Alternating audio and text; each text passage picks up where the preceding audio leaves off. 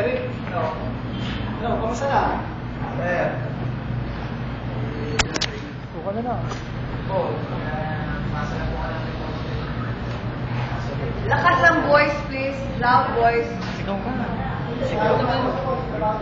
Buka na lang. Oh. Na.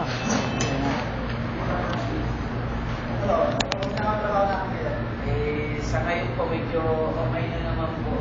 Nakaka-recover na po. Pingin ka sa akin. Mga pwede ko ba yun? Hindi ko tayo nagkakaproblema sa paligid natin. Okay naman po. Ano pa mga na-bisita ko na po. Natawagan ko na po yung mga client natin. Kaya kita kasi pinatawag. Kaya kasi nakapansin ko yung mga report natin. Kasi nakailigay natin yung may katapusan ng araw. Nalibigyan na natin. Kinakapasan na. Diba na yung problema natin? Kasi nung nakaraan po, dumating po yung aking report. Sayang naman po, hindi ko siya i-interpret kasi magpapasok po siya sa deposit o 5M. Bali ano ba, saan na siya nagaling? Sa USA po. Ilang araw kasi yung hindi lang sa araw kasi nag-intake natin yung pong pangalawa, tumawag po yung aking kaibigan na nag-business po.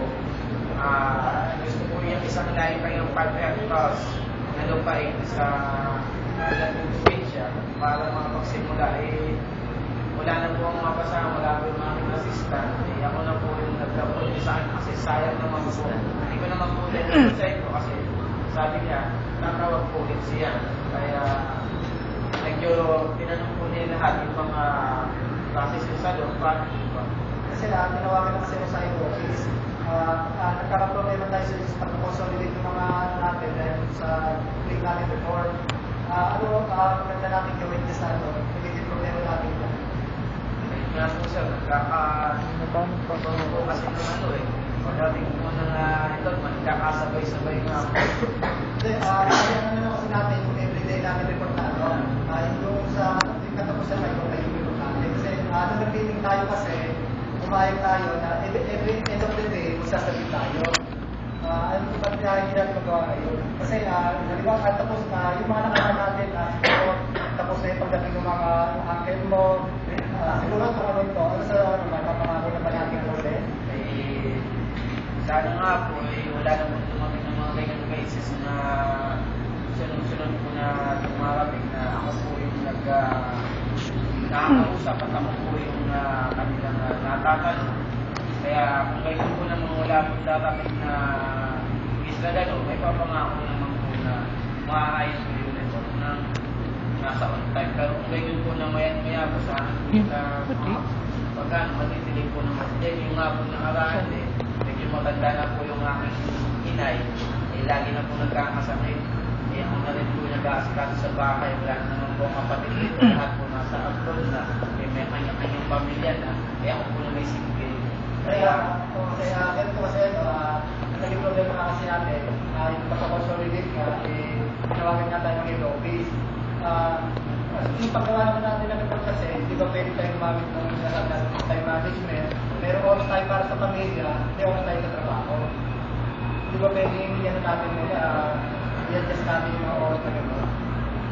Yung nga sir, nag-adjust na nga po, katulad nga po nakaraan, dapat nga po mag-emergency nga po ako, hindi naman po makapag-leave kasi wala nga po mag-asikaso sa nanay ko may sakit. Kaya maski pa paano, pumasok pa rin nga wala na ako kasumata. Late. Ngayon po, ako nga po may isa yung sir, kung ano ba yung paraan na pwede bang ibigay sa akin. So, parang naman ako magtulungan po sa akin. Katulad ng ganyan, may higa na pwede ba usapan naman natin sa iyo kung naman problema mo, ano ba nakita mong nasa-suggest mo para mapag-usapan natin ano yung magiging natin solusyon. Nga po sir, kasi nga po sa mga labing po na trabaho sa everyday po na unexpected na po sir. Hindi ba may fix naman tayo kasi schedule? Hindi ba pwede, ano nga kaya natin para i-make na bawal ka sobrang na yung trabaho mo, baka pwede naman natin ibigay sa iba natin kasama. Yung nga po sir, kung pwede nga po kung may mga pagbibigyan po, hindi ko naman po pwede pasa. Kasi wala naman po akong auto na may pasa ko po. Kaya po, kahit ako po nga rin sa inyo, sana po lalapit mo na unahan lang po yung sa video. Na baka po sakali mabigyan po yung Ganito gawin natin, gumawa na lang ng report natin, gumawa na sa investor, tapos pag-aaralan ko siya, inform kita kung paano yung maganda natin gawin. Tapos pag-usapan natin ulit. mga kakailan po kaya sa Hintayin ko yung gagawin mo ng report.